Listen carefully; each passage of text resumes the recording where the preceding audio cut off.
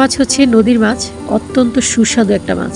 দেখেন সেই নতুন মাছ, অস্থির একটা ঘ্রাণ শুনে কোথাও আমি এই কাপড়ের সাথে লেস খুঁজে পাইনি। আমি একেবারেই ঝোল রাখিনি। পায়রা মাছ অথবা চিত্রা মাছ দিয়ে যদি এখন সামান্য একটু লবণ দিয়ে দিচ্ছি পারবেন। আর কিনে এইভাবে ফ্রাইতে খুব ভালো করে শুকানো হয়, সেজন্য এখন আমি এখানে। হ্যালো এভরিওয়ান, আসসালামু আলাইকুম। কেমন আছেন আপনারা সবাই? আশা করছি সবাই খুব ভালো আছেন এবং সুস্থ আছেন। সোফার সিট কভারের জন্য এই খয়েরি কালারের সাথে আমি এই লেসটা সেট করেছি। কাপড়ের সাথে অবশ্য লেসটা তেমন একটা ম্যাচ করে নেই, কিন্তু কি করব বলেন, সারা মার্কেট জুড়ে কোথাও আমি এই কাপড়ের সাথে লেস খুঁজে পাইনি। এটা বললে হয়তো ভুল হবে, কারণ আমার পছন্দের যে লেসটা ছিল সেই লেসের কালারটা জাস্ট ছিল না। আমি মনে মনে যে লেসটা খুঁজছিলাম সেটা অনেক কষ্টের পর পেয়ে তারপর কালারটা চুজ করতে পারলাম না। তো যাই হোক, এক কালারের কাপড়ের উপর কাজ করলে কিন্তু অনেক ভালো লাগবে দেখতে। তো আমি এখন একটা প্লেট নিয়ে নিয়েছি মাপের জন্য। এই মাপ দিয়ে আমি সবগুলো কভারে খুব সুন্দর করে কাজ করার চেষ্টা করব ইনশাল্লাহ। আমি কভারের দুইটা কর্নার কাজ করব। দুইটা কর্নারের কাজ করতে গেলে একটু উপর থেকে গোল শেপটা নিতে হবে। তো এখন আমি এটাকে খুব সুন্দর করে একটু গোল করে নিলাম। আমার প্রচুর ঠান্ডা লেগেছে, নিশ্চয়ই কণ্ঠ শুনে বুঝে গেছেন, আর জ্বরও আছে গায়ে। তো এখন আমি এই ছোটো বাটি দিয়ে মাঝখানটা কভার করব। আমি যেহেতু সবগুলো কভারে একই মাপে একই ডিজাইনে করব, সেই জন্য আমি একটা প্লেট আর একটা বাটি নিয়েছি। এই কভারগুলোতে অবশ্য কোনো সুতার কাজ করব না, একদম ফ্যাব্রিক কালার দিয়ে কাজ করব, যার কারণে মাপটাও থাকতে হবে আমার একদম পারফেক্ট। আগে অবশ্য প্রচুর সুতার কাজ করেছি, তবে এখন আর ইচ্ছে হয় না, সেজন্য ফ্যাব্রিক কালার দিয়েই কাজ সেরে নেওয়ার চেষ্টা করি। ভিতরে অনেকগুলো গোল রাউন্ড হবে 1 ইঞ্চি 1 ইঞ্চি করে, সেজন্য আমি মাঝখানে একটা বৃত্ত আর বড় একটা বৃত্ত এঁকে নিয়েছি আমার সুবিধার জন্য। এই তুলিটা দিয়ে আমি সবগুলো ফুল এঁকে নেব।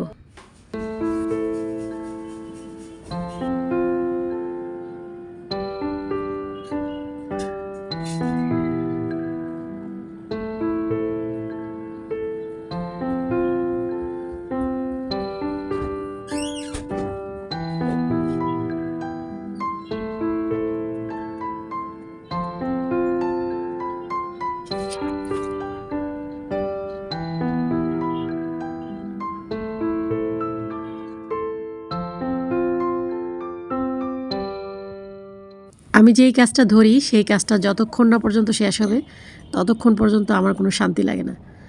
তো এখন আমার প্রচণ্ড জ্বর, আমার ভীষণ খারাপ লাগছে, তারপর আমি কাজ করার চেষ্টা করছি।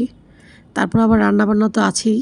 তবে আপনাদের ভাইয়া যেহেতু আজকে বাসায় নেই, বাড়িতে চলে গেছে আজকে সকালবেলা, সেজন্য রান্নাবান্নার তেমন একটা ঝামেলা আমি করতে যাচ্ছি না। আজকে একদম নর্মালি খুব সহজে যেটা করে দেওয়া যায় সেটাই আজকে রান্না করে দেব।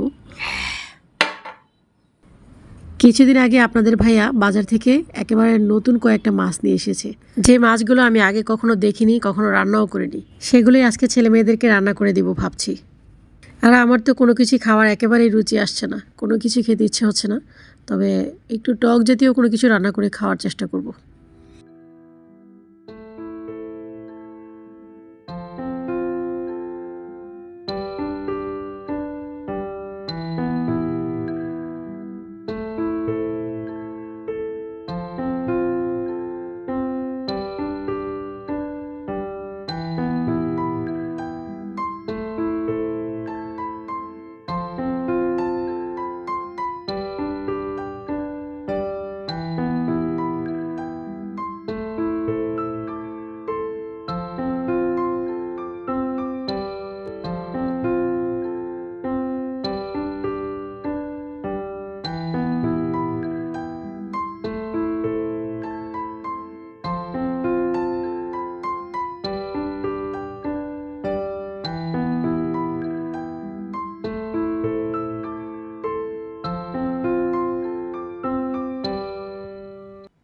সকাল থেকে এই পর্যন্ত 2টা কভার অলরেডি শেষ করেছি, আর বাকিগুলো পরে আস্তে আস্তে করব।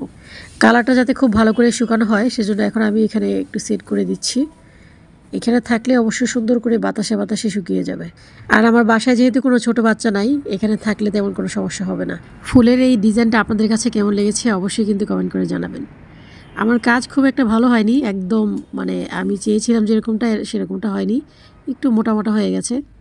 আর এই 3টা পরে আমি আস্তে আস্তে করে নিব। এই যে দেখেন সেই নতুন মাছ, এই যে এগুলোর নাম হচ্ছে আপনার পায়রা মাছ। এই মাছগুলো দেখতে আমার কাছে অনেকটা চিতাবাঘের মতো লাগছে। এই মাছগুলো আজকে ফ্রাই করে তারপর ভুনা করব। এই মাছটা খেতে নাকি খুবই সুস্বাদু, তবে আজকে যেহেতু আমি অসুস্থ, আমি আমার জন্য আজকে রান্না করব না, কারণ অযথা রান্না করে কোনো লাভ হবে না। তো এখন চলেন যাই, দেখবেন আজকে আমি কীভাবে মাছটা কাটি। মাছের এই কাঁটাগুলো কিন্তু খুবই শক্ত এবং খুবই ধারালো। তো এখন মাছের উল্টা সাইড থেকে আমি কাঁটাগুলো কেটে নিচ্ছি, কারণ এইভাবে কাটলে কাঁটাটা খুব সুন্দরভাবে কাটা হয়ে যায়। বাবারে বাবা, ধরাই যায় না, কি একটা অবস্থা। খুব সাবধানে খুব সতর্কতার সাথে কাঁটাগুলো কাটতে হবে। এখন এই যে এই সাইড থেকে আমি কাটবো। এই পাশটায় অবশ্য খুব বেশি একটা কাটা নেই, মাত্র 3 থেকে 4টার মতো আছে। এগুলো এত শক্ত, বাবারে বাবা।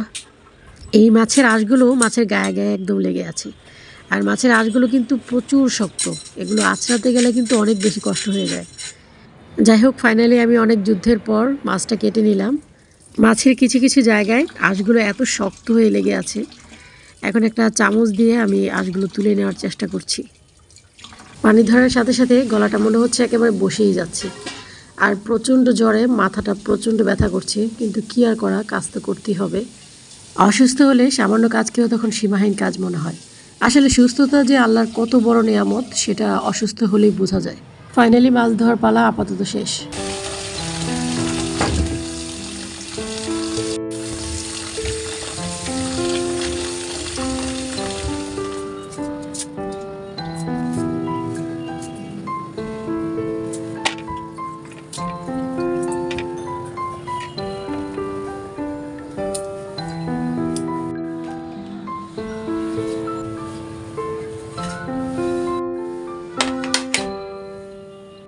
বাহিরের অবস্থাটা দেখেন একবার, কি পরিমাণের কুয়াশা পড়েছে। এখন তো শৈত্যপ্রবাহ চলছে, সূর্যের কোনো দেখাই পাওয়া যাবে না কতদিন। ঢাকা শহরে এরকম কঠিন অবস্থা, গ্রামে কি হবে বুঝেন একবার। মাছে লেবুর রস না দিলে আমার কাছে একদম ভালো, একটু লেবুর রস দিলে মাছের স্বাদটা অনেক ভালো আসে। প্রথমে ভেবেছিলাম মাছগুলোকে ফ্রাই করে দিব, গরম ভাতের সাথে খাবে ওরা। পরে ভাবলাম আমার ছেলেমেয়েরা ঝোল ঝোল টাইপের খাবার একটু পছন্দ করে বেশি, শুকনো খাবারের চাইতে। সেজন্য এখন ভাবছি যে ভুনা করে দিব। মাছগুলোকে খুব সুন্দর করে ভেজে তারপর শুকনো শুকনো করে ভুনা করে দেব। এই মাছের শরীরের গঠনটা একেবারে রূপচাঁদার মতো লাগছে, এই যে দেখেন, একদম রূপচাঁদার মতো লাগছে। তবে স্বাদটা যদি রূপচাঁদার মতো হয় তাহলে এই 16 কলা পূর্ণ হবে। মশলা মাখানো মাছগুলো 10 মিনিটের মতো রেস্ট হতে হতে এদিকে আমার পেঁয়াজ রসুনগুলো কাটা হয়ে যাবে।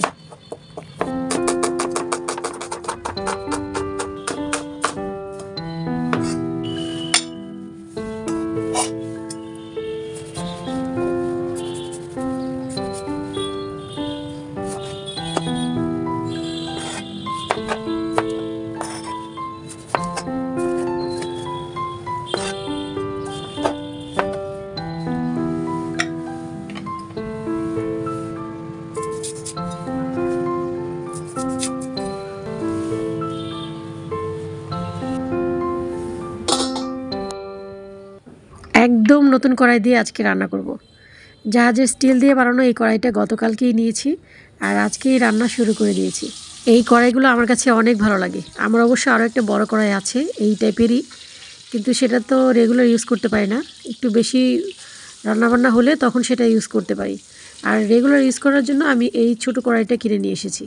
যেহেতু জাহাজের স্টিল দিয়ে বানানো, সেজন্য এটার দামও কিন্তু অনেক বেশি। এগুলো অবশ্য কেজি হিসেবে বিক্রি করা হয়, 500 টাকা করে কেজি। আর আমার এখানে মানে 1.5 কেজির মতো আছে। আমি একটা একটা করে মাছ ভেজে নিচ্ছি, যেহেতু একটু বড় টাইপের মাছ, দুটো একসাথে দিলে মাছ নষ্ট হয়ে যেতে পারে, সেজন্য একটা একটা করে ভেজে নিচ্ছি। আর নতুন কড়াই যেহেতু ভাজছি, একটা একটা করে ভেজে নিলেই ভালো হবে। এত অসুস্থ শরীর নিয়ে রান্না করাটা সত্যি অনেক কষ্টের। আমার মনে হচ্ছে এই মাছ ভাজার অনেক সুন্দর একটা ঘ্রাণ বের হয়েছে, কিন্তু আমার নাকে একেবারেই প্রবেশ করছে না, যার কারণে আমি বুঝতেই পারছি না। আমার প্রতি বছরই কিন্তু শীতের প্রথমেই খুব ঠান্ডা লাগে, জ্বর আসে, কিন্তু এই শীতে আসলে তেমনটা হয়নি। মাঝখানে আবার একটু গরম পড়েছিল, তারপর আবার শীত পড়েছে, যার কারণে আমার এই ঠান্ডাটা লেগেছে। মাছ ভুনায় টমেটো ব্যবহার করলে পেঁয়াজের পরিমাণটা একটু কম দিলেও সমস্যা হয় না, তবে এখন যেহেতু পেঁয়াজের দামটা একটু কমেছে, সেজন্য একটু বেশি করে পেঁয়াজ দিয়েছি। এখানে আমি আদা, রসুন, পেঁয়াজ আর কাঁচামরিচ একসাথে ব্লেন্ড করেছিলাম, সেখান থেকে আমি 2 চামচ দিয়ে দিলাম। এখন দিয়ে দিচ্ছি 1/2 চা চামচ হলুদের গুঁড়ো, দিয়ে দিচ্ছি 1 চা চামচ মরিচের গুঁড়ো, এখানে 1 চা চামচ আছে, সবটাই দিয়ে দিলাম।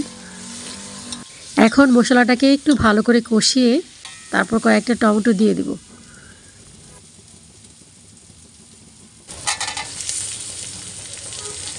আমি কিন্তু পানি ছাড়া মশলাটাকে শুধু তেলের উপর কষিয়ে তারপর টমেটোগুলো দিয়েছি। এখন টমেটোগুলোকে আমি মশলার উপর খুব ভালো করে কষিয়ে নিয়েছি, প্রায় 5 মিনিটের মতো কষিয়েছি। তারপর ঝোল দিয়ে দিলাম, প্রায় 2 কাপের মতো ঝোল দিয়েছি। এই ঝোলটা যখন ফুটে আসবে তখনই আমি মাছগুলো ছেড়ে দিব।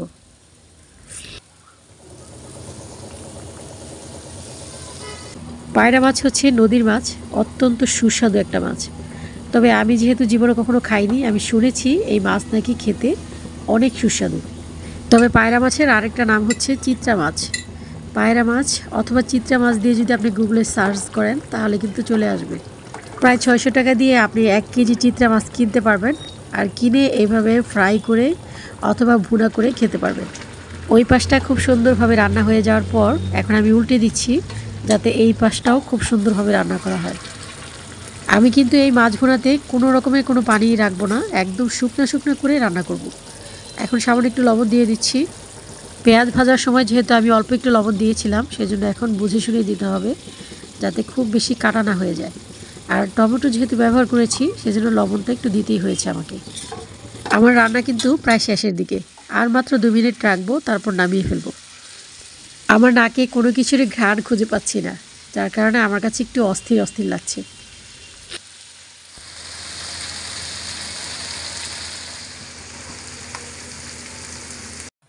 পায়রা অথবা চিত্রা মাছ ভুনার অস্থির একটা ঘ্রাণ শুনে আমার মেয়ের নাকি একদম ক্ষুধা লেগে গেছে।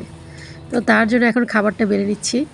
আপনারা তো দেখতেই পাচ্ছেন, মাছ ভুনাতে কিন্তু আমি একেবারেই ঝোল রাখিনি, একদম মাখা মাখা একটা ঝোল হয়েছে, আর এটা তো থাকবেই। ফাইনালি আমার পায়রা এবং চিত্রা মাছ রান্না করা হয়ে গেছে। আমার আজকের ভিডিওটি আপনাদের কাছে কেমন লেগেছে অবশ্যই কিন্তু কমেন্ট করে জানাবেন। আপনাদের কাছে যদি ভালো লেগে থাকে তাহলে প্লিজ একটা লাইক করে দিবেন, আর জীবনে একবার হলেও চিত্রা মাছ এভাবে রান্না করে খেয়ে দেখবেন। আমি আশা করছি আপনাদের কাছে খুব ভালো লাগবে। আজ এই পর্যন্তই, ফিরে আসবো নতুন আরেকটি ব্লগ নিয়ে। সেই পর্যন্ত সবাই ভালো থাকবেন, আমাদের জন্য দোয়া করবেন। আল্লাহ হাফিজ, আসসালামু আলাইকুম।